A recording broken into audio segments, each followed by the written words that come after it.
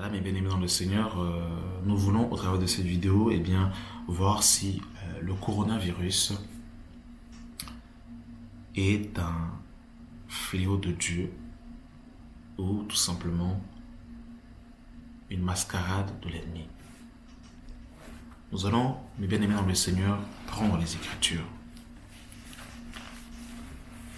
La parole de Dieu nous dira, « Or la vie éternelle, c'est qu'ils te connaissent, toi, le seul vrai Dieu, et celui que tu as envoyé, Jésus-Christ. » Il est important, mes bien-aimés, de connaître notre Dieu, de savoir comment notre Dieu agit.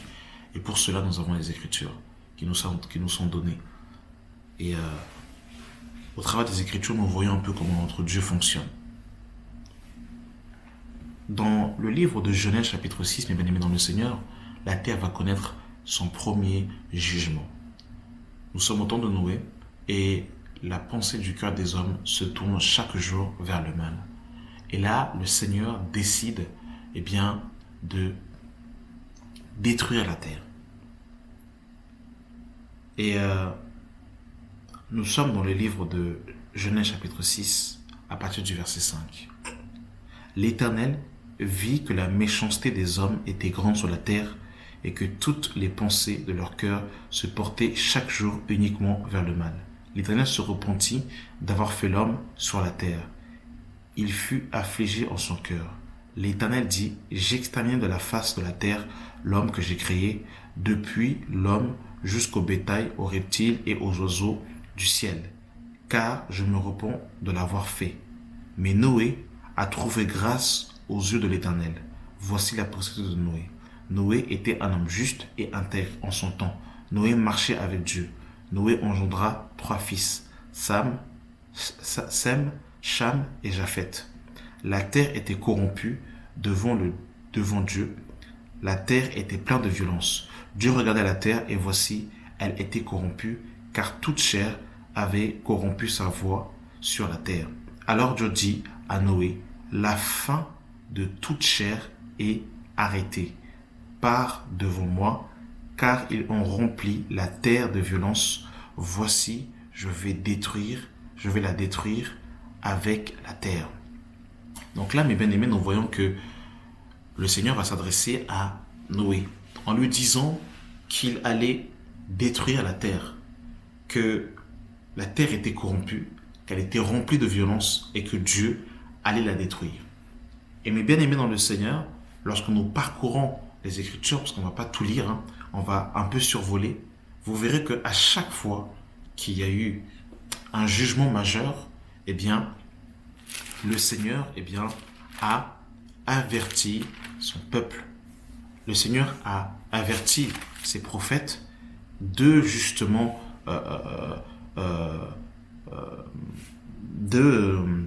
du jugement qu'il devait avoir. Lorsque nous lisons Genèse chapitre 19 à partir du verset 15, on nous dit « Dès l'aube du jour, les anges insista auprès de Lot en disant « Lève-toi, prends ta femme et tes 2 filles, qu'ils ne se trouvent ici de peur qu'ils ne périssent dans les ruines de la ville. » Et comme il tardait, les hommes le saisirent par la main, lui et sa femme et ses 2 filles. Car l'Éternel voulait l'épargner, ils l'amenèrent et le saisirent hors de la ville. Nous savons que malheureusement, la femme de Lot, va être détruite avec Sodome et Gomorrhe parce qu'elle s'est retournée et les anges avaient donné cet ordre de ne pas se retourner en quittant Sodome et Gomorrhe. Donc on voit, mes bien-aimés, que lorsqu'on lit Genèse 18, Dieu va avertir Abraham en lui disant que Sodome et Gomorrhe seraient détruits. Et Abraham a intercédé en faveur de Sodome et Gomorrhe et en faveur de son neveu Lot. Et ici, nous voyons que lorsque les anges vont être envoyés et qu'ils vont arriver à Sodome et Gomorrhe, ils vont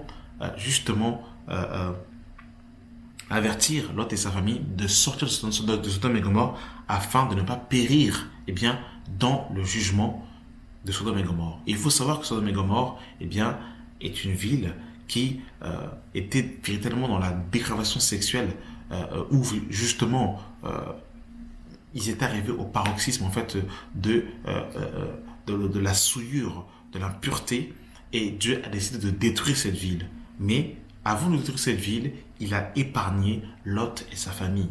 C'est ce que justement nous avons vu également avec Noé. Il y a un autre épisode, mes bien-aimés dans le Seigneur, c'est avec Moïse.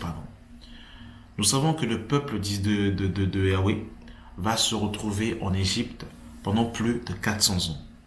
Et Dieu va envoyer son prophète Moïse afin justement de prévenir Pharaon de libérer son peuple. Et malheureusement, le cœur de Pharaon s'est endurci. Et parmi ces 10 plaies qu'il y a eu, mes bien-aimés dans le Seigneur, en Égypte, eh bien, le peuple du Seigneur a été épargné. Il n'a pas été touché parmi les 10 plaies qu'il y a eu en Égypte. Le peuple du Seigneur a été épargné.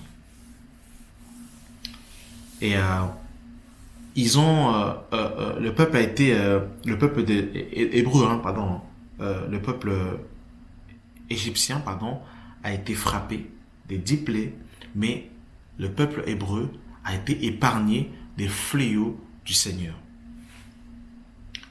Lorsque Moïse est sorti avec le peuple, le dernier fléau, c'était que les premiers-nés devaient mourir. Et le Seigneur va demander que tous les Hébreux mettent le sang sur les linteaux de leur porte, afin que lorsque l'ange, le destructeur passerait, eh bien, il épargnerait toute personne qui aurait mis le sang sur les linteaux.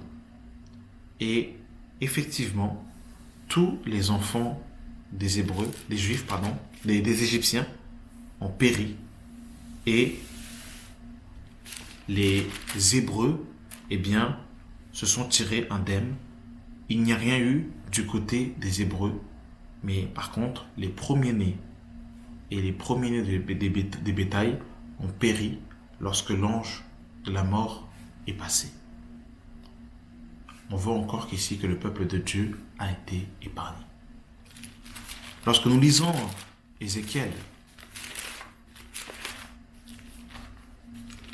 chapitre 8, bien-aimés dans le Seigneur, vous allez voir encore un autre épisode. Ézéchiel chapitre 8. Que Dieu soit béni pour sa parole. Ézéchiel chapitre 8. Alors autant pour moi, Ézéchiel chapitre 9 à partir du verset 1. Puis il cria d'une voix forte à mes oreilles, approchez de vous qui devez châtier la ville, chacun son instruction de destruction à la main. Et voici 6 hommes arrivèrent par le chemin de la porte supérieure du côté du septentrion, chacun son instrument de destruction à la main. Il avait au milieu d'eux un homme vêtu de lin et portant un écritoire à la ceinture. Ils virent se placer près de l'autel d'airain. La gloire de l'Éternel, la gloire du Dieu d'Israël s'éleva du chérubin sur lequel elle était et se dirigea vers le seuil de la maison. Et il appela l'homme vêtu de fin lin et portant un écritoire à la ceinture. L'Éternel dit, passe au milieu de la ville, au milieu de Jérusalem, et fais une marque sur le front des hommes qui soupirent et qui gémissent à cause de toutes les abominations qui s'y commettent.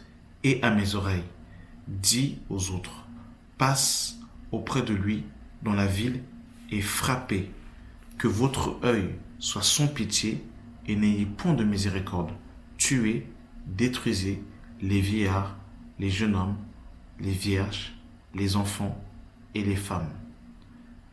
Et nous voyons ici, mes bien-aimés, que la recommandation, au verset 4, on le voit, l'Éternel lui dit, passe au milieu de la ville, au milieu de Jérusalem, et fais une marque sur le front des hommes qui soupirent et qui gémissent à cause de toutes les abominations qui s'y commettent.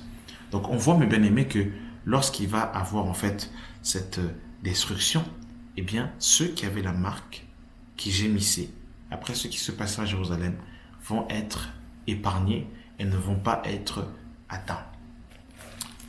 Nous sommes, mes bien-aimés dans le Seigneur, dans le livre de Apocalypse chapitre 16. Nous sommes dans le livre d'Apocalypse chapitre 16. Apocalypse chapitre 16, mes bien-aimés dans le Seigneur.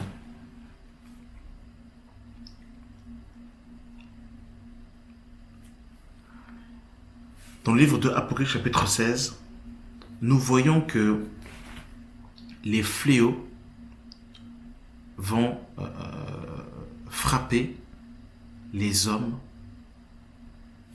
pendant la période de la grande tribulation. Et toutes les personnes qui ont la marque de la bête seront frappées par les fléaux de Dieu pendant la grande tribulation. Ceux qui n'ont pas la marque de la bête ne seront pas touchés par les fléaux de la grande tribulation. Nous sommes dans Apocalypse 16 à partir du verset 5. Et j'entendis l'ange des eaux qui disait: Tu es juste, Seigneur, toi qui étais, tu es saint, parce que tu as exercé ces jugements, car ils ont versé le sang des saints et des prophètes, et tu leur as donné du sang à boire, et qui sont dignes. Et j'entendis un autre du côté de l'autel qui disait: Oui, Seigneur Dieu Tout-Puissant, tes jugements sont véritables et justes. Le quatrième versa sa coupe sur le soleil, et il lui fut donné de brûler les hommes par le feu, et les hommes furent brûlés par une grande chaleur. Et ils blasphémèrent le nom de Dieu, qui a l'autorité sur ce fléau, et ils ne se repentirent pas pour lui rendre gloire. Le cinquième versa sa coupe sur le trône de la bête, et son royaume fut couvert de ténèbres. Et les hommes se mordaient la langue de douleur.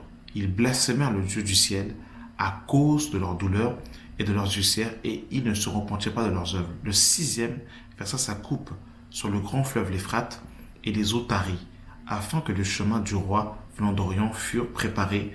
Et je vis sortir de la bouche du dragon, et de la bouche de la bête, et de la bouche des faux prophètes, 3 esprits impurs, semblables à des grenouilles, car ce sont des esprits de démons qui font des prodiges, et qui vont vers les rois de la terre, afin de les rassembler pour le combat du grand roi, du Dieu Tout-Puissant. Voici, je viens comme un voleur, heureux celui qui veille, et qui garde ses vêtements, afin qu'il ne marche pas nu, et qu'on ne voit point sa honte. Ils les rassemblèrent dans le lieu appelé Armageddon. Donc là, mes bien-aimés dans le Seigneur, les fléaux qui sont décrits dans Apocalypse chapitre 16, eh bien, concernent les personnes qui ont la marque de la bête. Regardez, par exemple, au verset 2 d'Apocalypse 16, le premier alla et versa sa coupe sur la terre, et un ulcère malin et douloureux frappa les hommes qui avaient la marque de la bête et qui adoraient son image. Donc on voit que les fléaux qui sont décrits dans Apocalypse 16 vont frapper exclusivement les personnes qui auront la marque de la bête. Et lorsque nous lisons 1 Thessaloniciens, mes bien-aimés dans le Seigneur, lorsque nous lisons, j'en aurai terminé par là, et ensuite je conclurai. Dans 1 Thessaloniciens chapitre 1, à partir du verset 9. Car on raconte à notre sujet quel accès nous avons eu auprès de Dieu et comment vous vous êtes convertis à Dieu en abandonnant les idoles pour servir le Dieu vivant et vrai et pour attendre des cieux son Fils qu'il a ressuscité des morts, Jésus qui nous délivre de la colère à venir. Jésus qui nous délivre de la colère à venir. Et la colère à venir, mes bien-aimés dans le Seigneur, eh bien, c'est pendant la grande tribulation. Ce sont les 7 coupes de la colère de Dieu que nous avons lues dans Apocalypse chapitre 16. Dans 1 Thessaloniciens chapitre 5, à partir du verset 9, on nous dit: car Dieu ne nous a pas destinés à la colère, mais à l'acquisition du salut par notre Seigneur Jésus-Christ. Car Dieu ne nous a pas destinés à la colère, mais à l'acquisition du salut par notre Seigneur Jésus-Christ.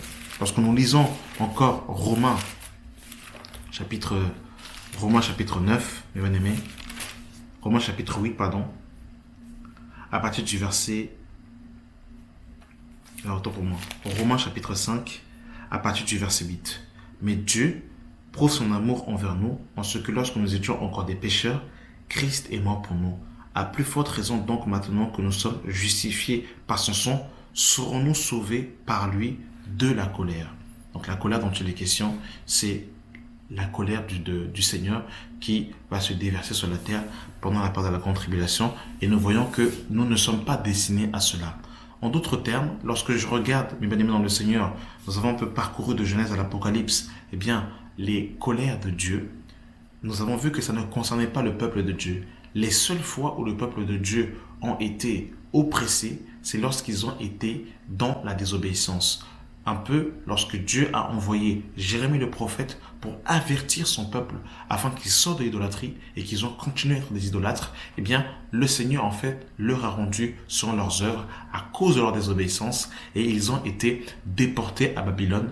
Et là, effectivement, ils ont été assiégés à cause de leur désobéissance. Donc, oui, effectivement, lorsque le peuple de Dieu est sous la désobéissance, eh bien, à ce moment-là, le Seigneur permet qu'il soit châtié d'une manière ou d'une autre afin que ces derniers reviennent dans le sentier de la justice. Mais lorsque lorsque le Seigneur, eh bien, marche conformément à sa volonté, eh bien, le Seigneur avertit son peuple afin qu'il soit épargné, eh bien, des fléaux à venir. Et il faut savoir une chose, c'est que le Seigneur ne fait rien sans avertir sans avertir ses saints prophètes. Voilà. Alors, lorsque je regarde un peu le coronavirus, comment est-ce qu'il a commencé, comment est-ce il s'est propagé. Alors pour ma part, sincèrement, j'ai du mal à croire que lorsque je vois l'épidémie, parce que là ce n'est plus une épidémie, là c'est une pandémie, c'est-à-dire en fait que ce virus a atteint toutes les classes sociales, riches, pauvres, noirs, blancs, petits, grands, toutes les classes sociales. C'est parti, soi-disant, de la Chine, et là nous avons l'Allemagne, la Suisse, l'Italie, l'Espagne, la France, les États-Unis, bref, la plupart des pays du monde entier sont touchés par ce virus. Sincèrement, j'ai du mal à croire que c'est parti de quelques Chinois qui ont mangé des animaux et que de ces animaux, de cette alimentation-là, eh bien, ça a impacté le monde entier. Sincèrement, j'ai du mal à croire. Lorsque nous voyons que ce vaccin, si vous faites pardon, pas ce vaccin, mais si vous faites vos recherches, vous allez vous apercevoir que le coronavirus avait été déjà annoncé déjà depuis longtemps. Les Simpsons en parlent dans un épisode en 2016, ils en parlent encore très clairement dans un épisode en 1993. Vous avez aussi des documents qui parlent justement du coronavirus. Vous avez quelques interviews où des personnes justement ont dit clairement que pour que le nouvel ordre mondial eh bien, soit mis en place, il faut qu'il y ait eh bien, une épidémie, quelque chose qui tétanise en fait le monde entier. Et rappelez-vous de la parole de l'apôtre Paul qui dira clairement dans le livre de 1 Thessaloniciens chapitre 5, il dira: lorsque les hommes diront paix et sûreté, alors une ruine soudaine les surprendra. Mais pour dire paix et sûreté, mes bien-aimés dans le Seigneur, il faut qu'il y ait le chaos, il faut qu'il y ait la panique, il faut qu'il y ait la peur. Le coronavirus tue les chrétiens. Les chrétiens sont morts du coronavirus. Les chrétiens sont atteints du coronavirus. Or que dans les Écritures, mes bien-aimés dans le Seigneur, lorsque le Seigneur agissait, eh bien, ses enfants n'étaient pas atteints. Et quand Dieu agit, mes bien-aimés dans le Seigneur, regardez les fléaux que Dieu a manifestés dans les Écritures. Vous voyez, mes bien-aimés, comment est-ce que Dieu agit. On voit clairement la main du Seigneur. Là, c'est quelque chose de bizarre. C'est quelque chose qui n'est pas net. C'est quelque chose, mes bien-aimés, qui va contribuer au gouvernement de l'homme. Mais le Seigneur se moque d'eux. Le Seigneur se rit. Parce qu'il pense qu'ils sont en train de pouvoir, coincer le Seigneur. Or, le Seigneur leur réserve et leur donne un rendez-vous à Jérusalem. Afin justement de leur livrer la dernière bataille, la guerre d'Armageddon. Voilà mes bien-aimés dans le Seigneur. Pour moi, personnellement, ce virus n'est pas le châtiment de Dieu, mais est bel et bien, une mise en place des puissances occultes. Ce virus n'est pas, pour ma part, je ne vois pas que ce virus est de Dieu. il y a quelque chose de bizarre derrière ça. Et on ne nous dit pas la vérité. Il y a des choses, il y a des sous-bassements, il y a des coulisses. Et vous verrez, mes bien-aimés, dans la suite, on parlera de vaccins, on parlera de crise économique qui va embrayer sur autre chose pour mettre place au, comment dire, au nouvel ordre mondial. Lorsque Sarkozy était au pouvoir, il fallait du nouvel ordre mondial. François Hollande aussi a parlé du nouvel ordre mondial. Et nous sommes en plein dedans. Et toutes ces choses sont mises en place pour une seule chose, le gouvernement de l'homme impie. La quatrième bête qui est en train d'être mise en place. Bien aimés dans le Seigneur, soyez prêts. Jésus revient bientôt. Merci d'avoir pris le temps de regarder cette vidéo et que la grâce et la paix soient avec vous au nom de Jésus. Amen.